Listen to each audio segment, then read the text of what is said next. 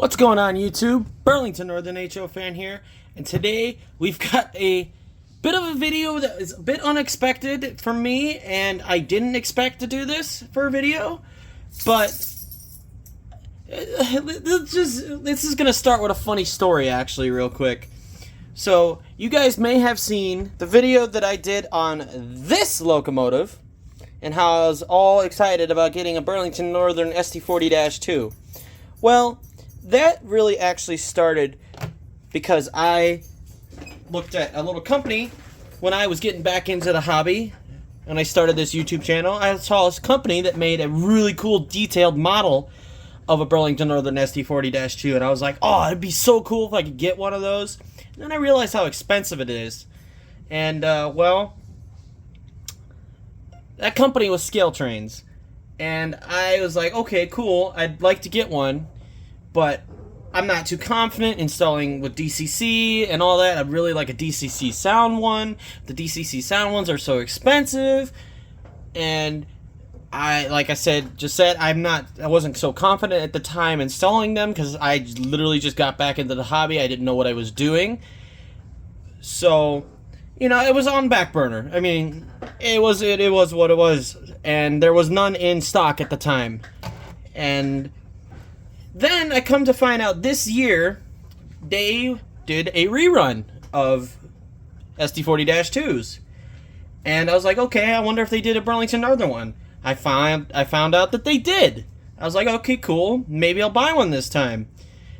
And it looked like it was going to be the same case where I was like, yeah, I don't know if I want to buy one. I don't really need to buy one, which is where this one comes in, where I bought this one, which is the Kato that I bought from eBay. And I was like, okay, well, that one will suffice for me. But then I go on this website called Spring Creek Model Trains, and I find one for a really good price. It's DC, and I paid about as much for it as I paid for my Kato. So I'm like, you know what? I think I'm going to bite the bullet. I'm going to buy it. So here it is, right here. I've actually bought a Burlington Northern Sd40-2 from Scaletrains. And yeah, I'm so excited about that. I filmed the unboxing, my initial first reactions of unboxing this locomotive prior to this, because I got it yesterday and I wanted to film it and I was really excited to open it, so I filmed that. And this is afterwards, so that's why it wasn't shipped in this box, thankfully, but I've got one. Yeah, so let's go back to the footage from yesterday and you'll see me unbox this thing. Alright, so now that whole ordeal is over and I told you how I got this and why I got this, let's open this thing up because I am very, very, very freaking excited. Also, I'm opening this up before I do my intro because I just got off work and I'm very tired, my phone has no battery, and I'm too excited and I want to open it now. Also, this wasn't like this when I got it. I ripped this off, so you can't see my address. So, because that would be bad. And I don't have to re-upload another video. So, yeah. Let's open it up. Okay.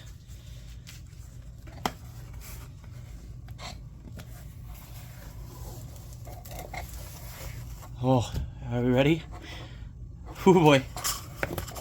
Okay. Alright. Sorry about that. I don't want you to see my information. You don't need to see that. Let's take some of this out of here. Ooh. Right there. We already see some stuff. Is there anything in these pieces of newspaper? Doesn't look like it. Looks like they just used them for packaging, which is neat. I appreciate the packaging. Yeah, just regular newspaper. And here it is. Whoa. This thing feels very heavy. Let's get rid of this box. Wow. Anything else in the box? Nope. That's it. All right. Wow. Look at that. That Wow. Look at that.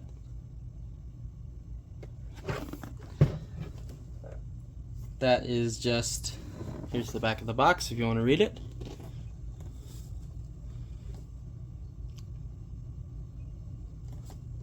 It's not backwards, is it? No, it's not. There you go. Some history. Features.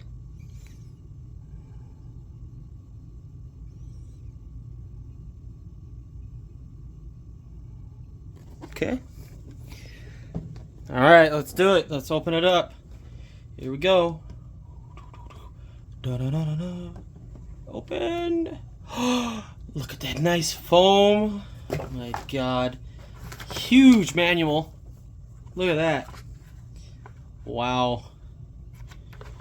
Huge manual. Storing your model. Cleaning. The prototype. Talking about all that was in there.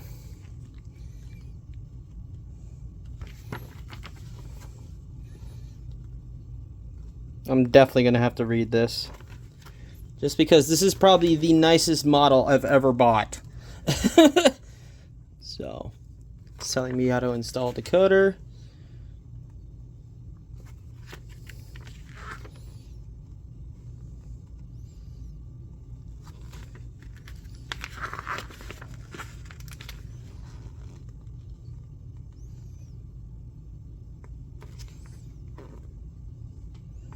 Those NS Sd40-2s look really nice. I like that.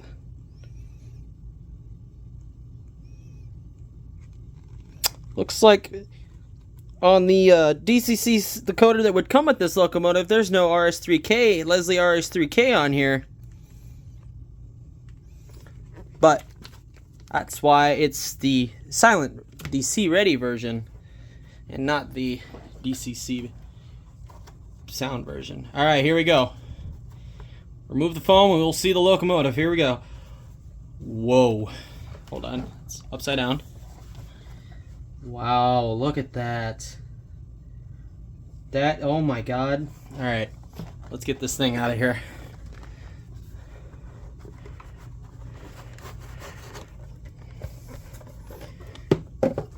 Okay. Wow, look at that. All right, I'm gonna change the camera angle here. Okay, change the camera angle. Looks like we've got a couple pieces in here, accessories. Oh, we gotta slide this plastic piece off first, just like that. Put that off to the side. Okay, here's our little pieces. Oh, I forgot what these are called. You guys can let me know what these are called in the comment. I completely forgot what these are called. But I know what these are, but kind of.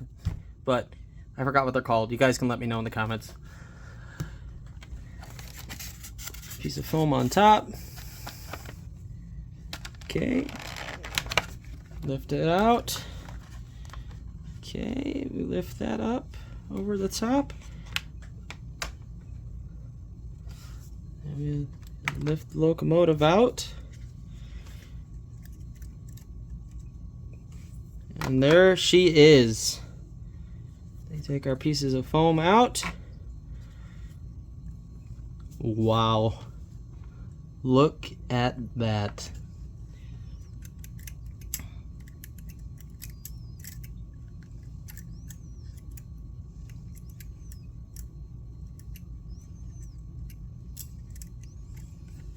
That is just...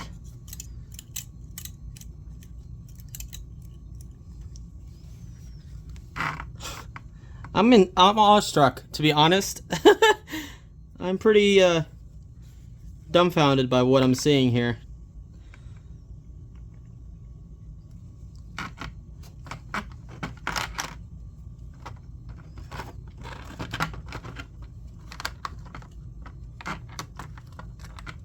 I was gonna say, looking at the front here, it looks like we're missing our MU cables, but here they are in my hand right here. So that's good. We can fix that. So, other than that, I mean, it looks like it survived shipping pretty well. But this is just... Here, let me put this on the table. Okay. I decided to set it on this nice piece of foam that it came with.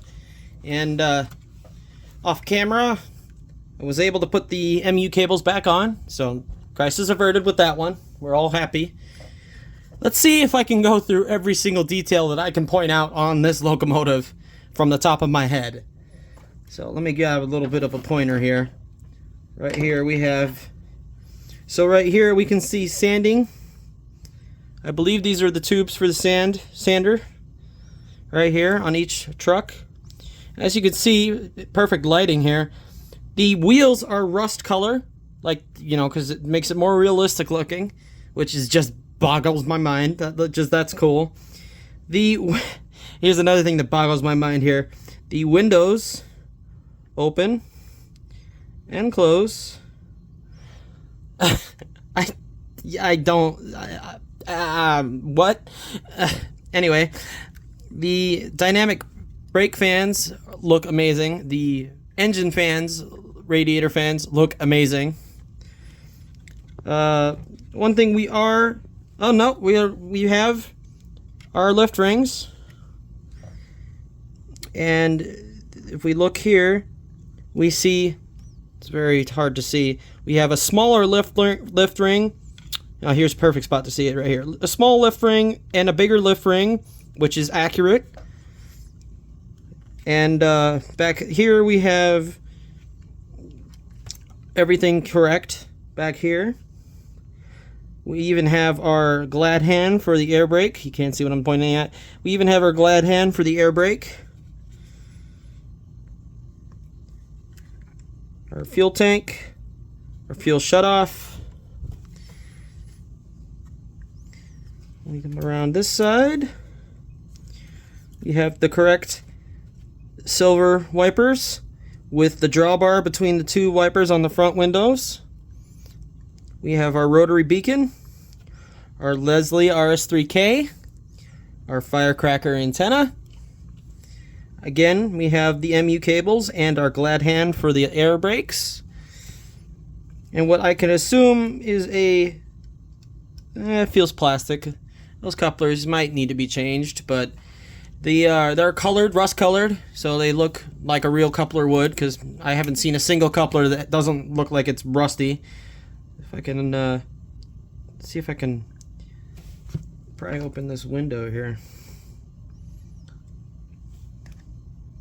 There we go. So now we can close the window just like that. That is too cool. That is too cool to me. We have a sight glass here, which is a sight glass, unlike the Kata locomotive we were just working on. We have our fuel filler right here, our fuel gauge right here.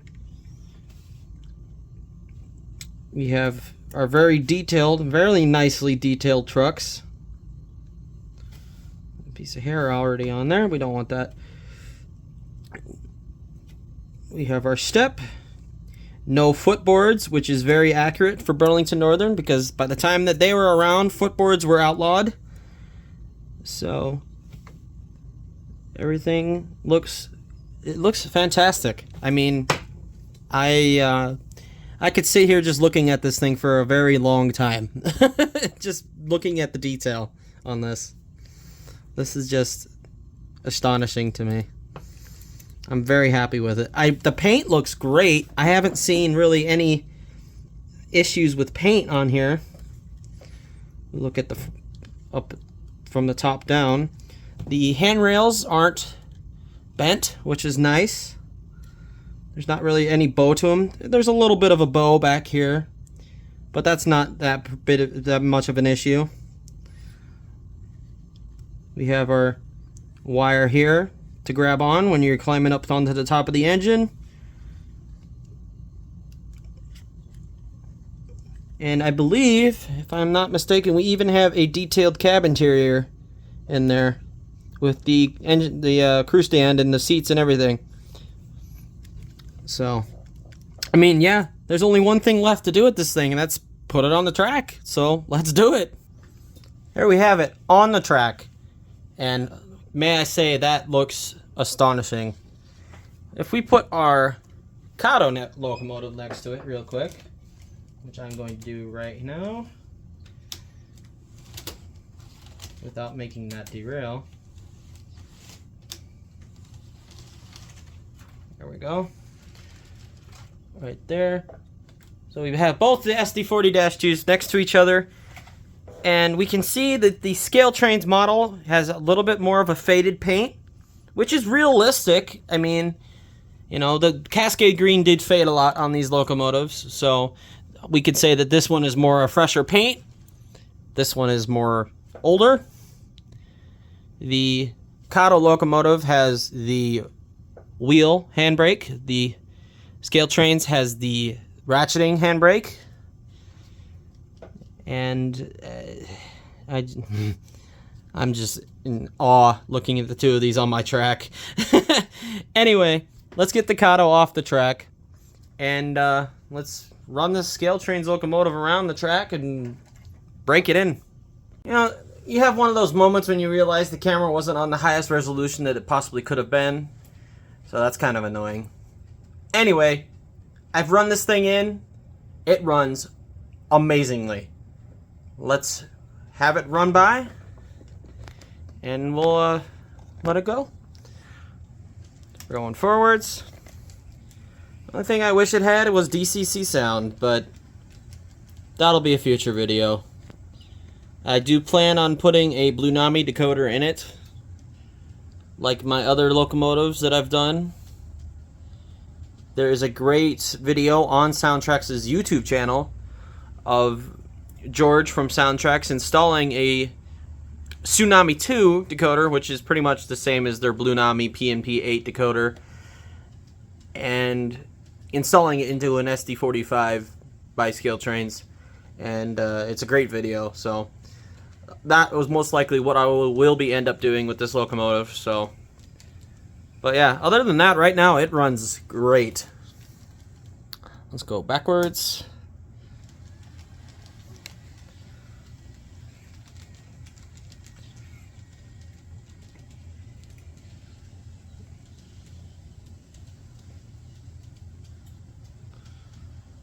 Layout's still a mess, but this will definitely be the last locomotive I'm buying for a while. That's for sure. As we've talked in that layout update video, but like I said in the beginning of this video, this was kind of a heat of the moment, like, oh, this is like the perfect opportunity to finally get one. I'm getting it, so that's why I bought it.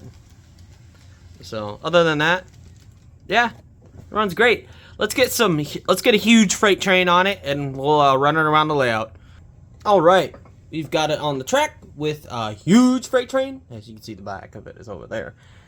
Let's get her going. Also, you can see that on DC mode, the number boards will light up, the headlight lights up, and the class lights will only illuminate white. But when you have the DCC mode enabled, and you have you'll have red and green also with the class lights.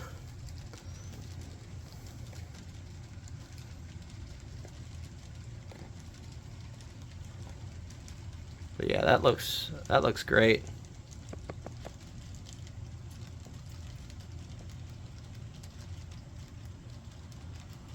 Bit of mix of different eras of railroading here with some of the rolling stock, but who cares?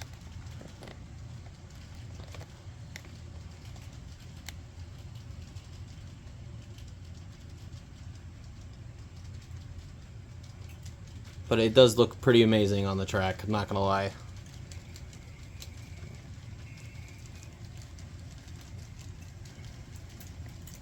Anyway, I think that's gonna be the end of the video here today, guys. I hope you enjoyed it, and hoping pretty much me freaking out about a really cool locomotive that I've wanted for a while is pretty much what this video's been.